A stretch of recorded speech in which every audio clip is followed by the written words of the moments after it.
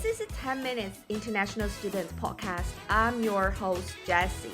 As an international student, I know deeply that we're all yearning to navigate our studies abroad without feeling lost, to fit in the new environments quickly, to improve ourselves, and ultimately fulfilling our life goals. Today's podcast is about how to find a university that aligns with our personal interest, our academic goals, and career aspirations. In this episode, we'll explore what factors should we consider when making the decision that might shape our destinies. I'm so excited to have Harry with us today. Harry hails from China and took the leap overseas in 2010 to study computer science at Syracuse University in New York. Since completing his degree, Harry has chosen to stay in the US, carving out a successful career and a life for himself. His story is not just about academic achievement, but also about the personal growth and experiences encountered along the way, from the first steps of adjusting to American culture to the process of making the US a second home. Harry's journey is filled with insights that many international students can relate to and learn from. So, hi, Harry. Can you tell me more about yourself first? Hi, this is Harry. I've been graduate from Syracuse University for 10 years. My major is computer science. I've been working at 2K Games for more than 10 years now. So, first of all, I'm curious about your decision to study abroad. China is experiencing rapid development, and there are numerous high quality educational opportunities available. So, what drove you to seek education outside of China? Oh, there are several personal reasons, of course. I've been influenced by my dad, who has visited the US a couple of times when I was young, and he always brought me new fancy stuff like latest Walkman and iPod. And I'm also interested in American sports and I love Hollywood movies. Besides those personal reasons, one of the major reasons is that I want to get a global perspective and access to the latest technologies. I grew up in a small town in South China and went to Beijing, the capital city of China. In Beijing, I met people from different industries. I have chances to work with people from top universities and companies. Their ideas enlightened me and helped me with my personal growth. This is an experience I could not gain from my hometown. So Beijing is definitely a large platform for me in terms of my career development. By staying in Beijing, I can gain a perspective of the entire China. So I believe by going to study abroad, especially in US, I can potentially gain a global perspective. And at least from Chinese companies are trying to learn from US high-tech companies, both technologies and the marketing models. Almost all high-tech companies have their mirror companies in China. For example, Google versus Baidu, Amazon versus Taobao and Jingdong. So I believe I should go abroad and have my further study there. And I also like to enjoy different cultures, access to high quality education systems, being independent, and have the potential to practice my English. Yeah, I was also bothered with whether to keep studying in China or study in the US. And China actually has got a bunch of top notch universities. But when it comes to specialized fields, particularly those related to technology and AI, the United States seems to offer a broader spectrum of learning and research opportunities, and that's why I choose to further my study in the US too. So, moving on, the decision to switch majors is a significant one, especially considering the influence it has on your career and the personal development. So, what led you to make this change? Was it a moment of realization or a gradual process that guides you towards a different major? Yeah, my previous major is electrical engineering. I changed my majors at the first year of my master degree. There are two main reasons. First is my personal interests. I majored in electrical engineering during my undergraduates, but I always found myself more interested in computer science. I have some programming experience during the undergraduate. I like to doing projects and I can gain achievements from coding. The second reason is the job market chase. I've been told that the first day at school, software engineers are more popular in US, especially in the Silicon Valley. A lot of our graduate students found jobs there and started promising careers. I can get a lot of help from them, including refer letters. For the students considering changing majors, I would suggest to consider your personal interests and the career development. If you're interested in career and it has a promising career path, and that's of course an ace situation. Otherwise, you have to balance your interests and career development. Try to listen to more people, bring this topic to your mentor, professors, and career advisors, or even your family members.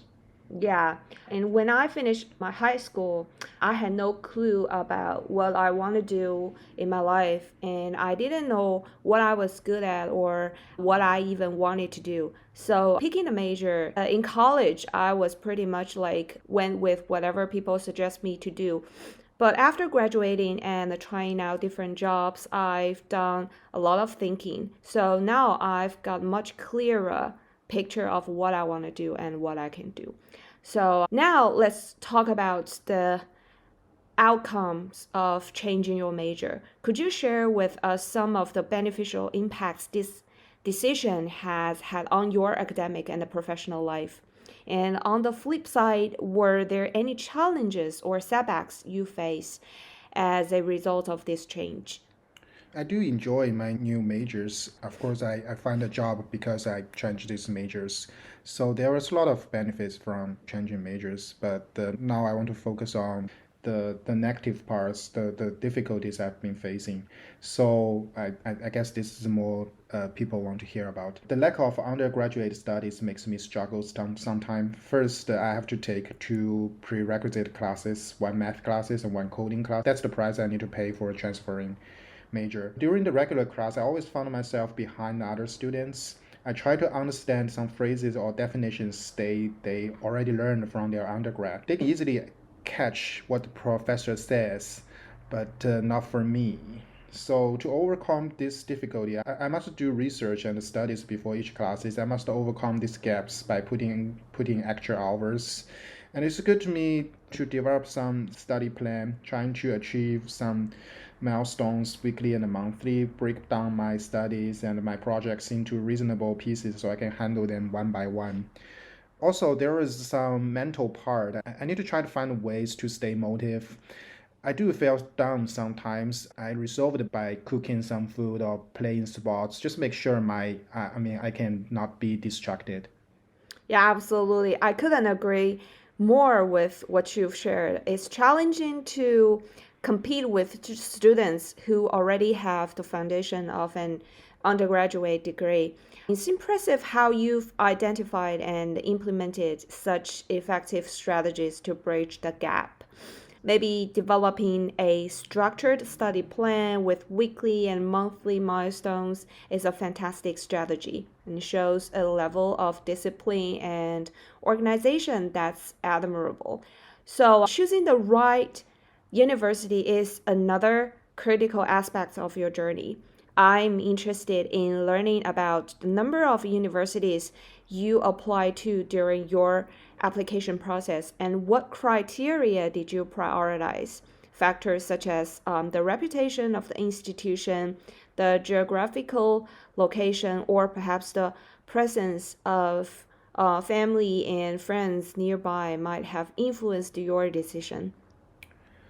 Oh yeah, I applied to 8 universities, all of them majoring in electrical engineering. I got two offers from them. There are tiers between the schools I applied for. Some of them I have certain confidence to be enrolled into.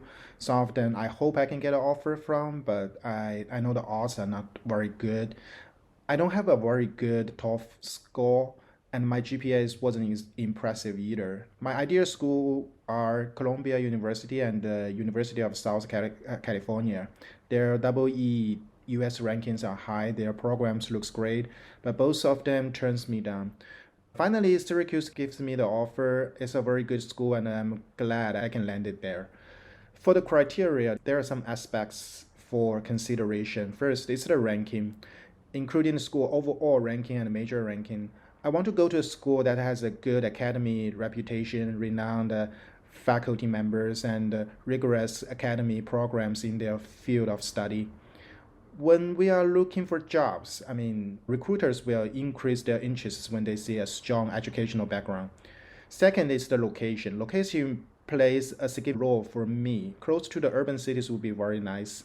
Means more local companies would come to school for in career fairs and more international internship opportunities and more resources you can access to. Third, of course, is the cost. Whether the offer comes with a financial aid is a huge difference. Last but not least, I think the campus culture and the environment is an important factor. I want to stay away from the area that has a higher criminal report.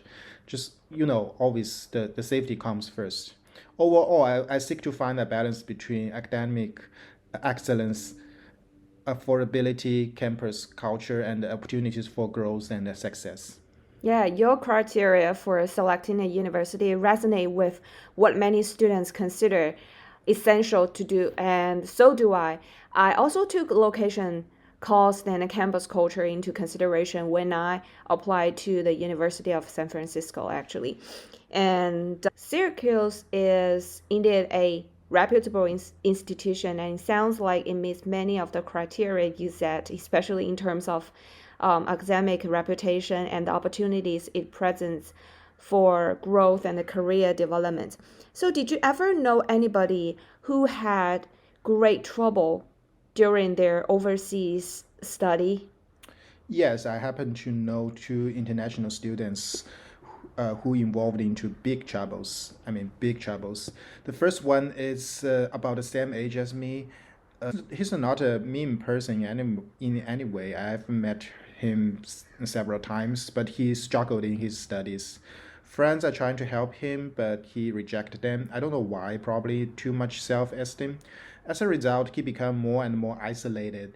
I have friends who told me to stay away from him. I know he always has a great ambition and wants to make a difference, but maybe this gap between ideal and the reality makes him very depressed. And he turns his head into gambling. And just like the old stories we have seen so many times, at first he won some money and then he began to lose. And then he put his tuition and life expenses into gambling. And after he lose all of them, he began to borrow money from others. And in a very short amount of time, he's in a great debt.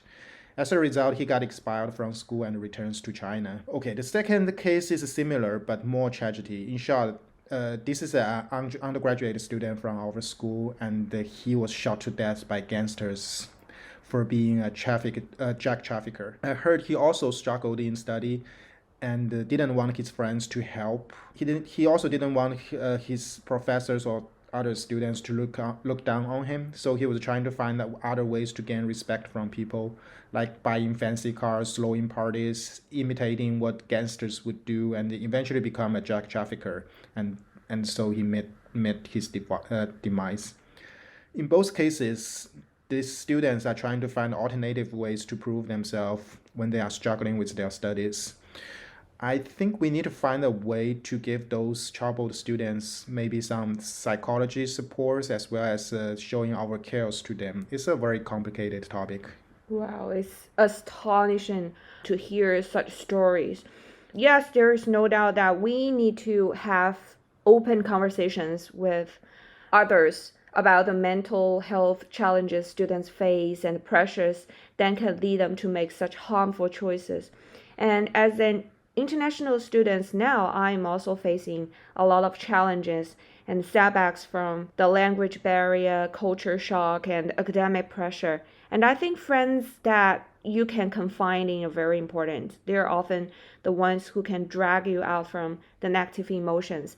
So, the last question, do you have any suggestions for students who are pursuing or intend to pursue their study in the US?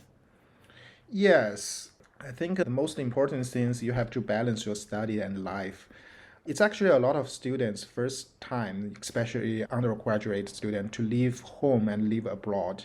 So without a family's supervision, They can be easily distracted by the things the other students thinks are cool. Like, for example, I saw students taking drugs, buying fancy clothes, racing cars, and playing video game, all this stuff.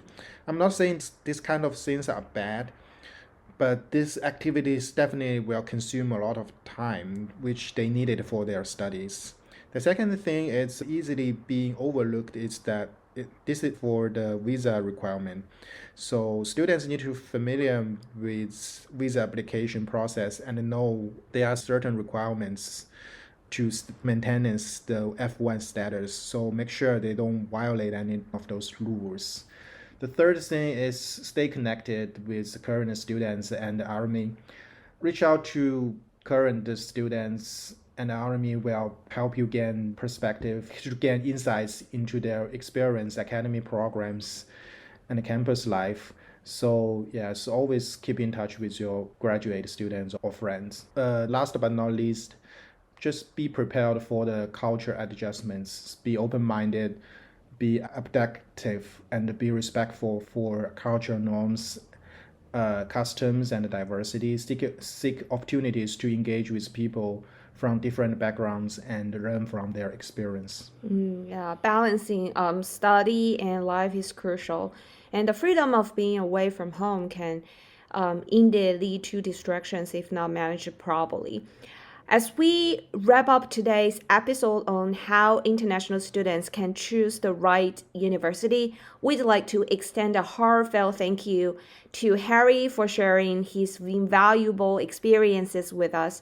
His practical advice is truly precious for anyone who is studying abroad or thinking about studying overseas. And remember, this journey of education is as much about learning from books as it is about understanding different cultures, forming new connections, and growing as an individual. Stay tuned for our next episode, where we will bring even more exciting content and insightful stories to help you along your educational journey. Whether you are just starting to consider studying abroad or you are looking for ways to enhance your experience, we are here to support and inspire you every step of the way. See you next time. Bye. Bye.